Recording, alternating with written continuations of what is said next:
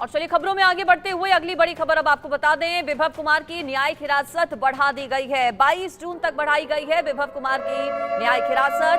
Swati Maliwal case में विभव कुमार की न्यायिक हिरासत बढ़ाई गई है। 30 हजारी कोर्ट ने 22 जून तक न्यायिक हिरासत बढ़ाई है।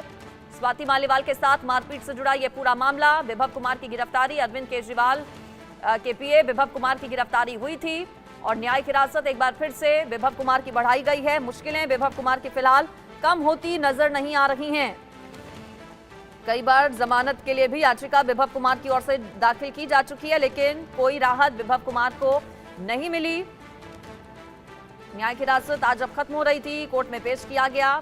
30 हजारी कोर्ट ने 22 जून तक न्यायिक हिरासत को विभव कुमार की बढ़ा दिया है।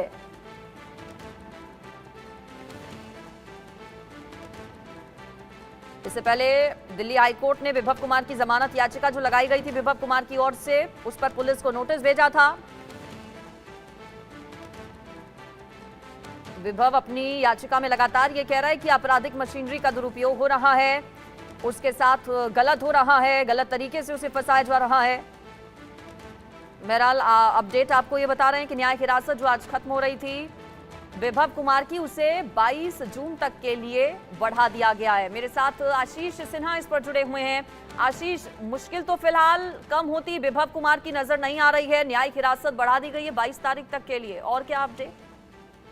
नहीं, देखिए, न्यायिक हिरासत तो रूटीन पार्ट है, क्योंकि अगर कोई जेसी में होता है 14 दिनों की जेसी भेजी जाती है या फिर जितने दिन इन्वेस्टिगेशन एजेंसी की तरफ से जेसी की एप्लीकेशन मूव की जाती है, उसके बाद तो जेसी के बाद आदमी पेश होता है।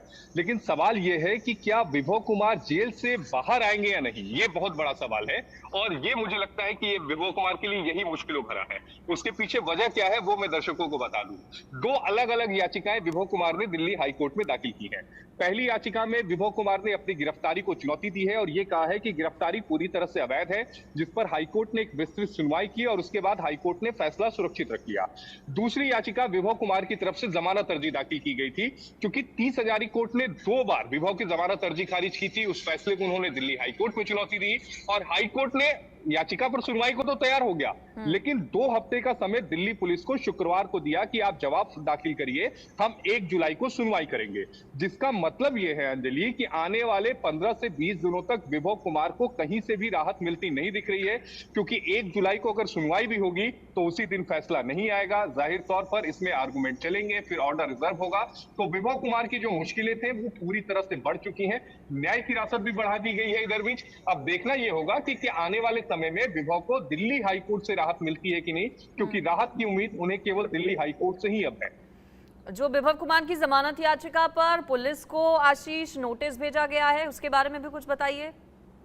देखिए, दरअसल विभव कुमार ने दिल्ली हाईकोर्ट में याचिका दाखिल की, जिसमें विभव कुमार ने यह कहा, पहला कि मुझे गलत तरीके से फंसाया गया, दूसरा स्वाति मालीवाल ने 3 दिनों के बाद एफआईआर दर्ज की, तीसरा स्वाति मालीवाल ने उनके साथ मारपीट की, चौथा स्वाति मालीवाल की जो मेडिकल रिपोर्ट है वो 3 दिनों की बात की है, चौथा मेडिकल रिपोर्ट में कहीं भी स्पष्ट घाव की पुष्टि नहीं होती है, पांचवा इस पूरे मामले में स्वाति मालीवाल का जो कंडक्ट था वो संदेह के घेरों में है, छठा मैंने स्वाति मालीवाल के खिलाफ जो एफआईआर शिकायत दर्ज कराई थी उस पर कोई कार्रवाई नहीं हुई, आठवां ये पूरी जो मुझे गिरफ्तारी का जो पूरा ये षड्यंत्र रचा गया है ये एक राजनीतिक वो जो शत्रुता थी वो निकाली गई है। तो ये 8 अहम बातें कही थी। हालांकि इससे पहले 30 हजारी कोर्ट में भी कही थी, लेकिन वहां से उन्हें राहत नहीं मिली। हाईकोर्ट में उन्होंने कहा, हाईकोर्ट में अब देखना यह होगा कि दिल्ली पुलिस की तरफ से क्या जवाब दिया जाता है और उसके बाद अदालत का क्या रुख रहता है। ठीक, शुक्रिया आपका आशीष इस पूरी खबर पर जानकारी के लिए।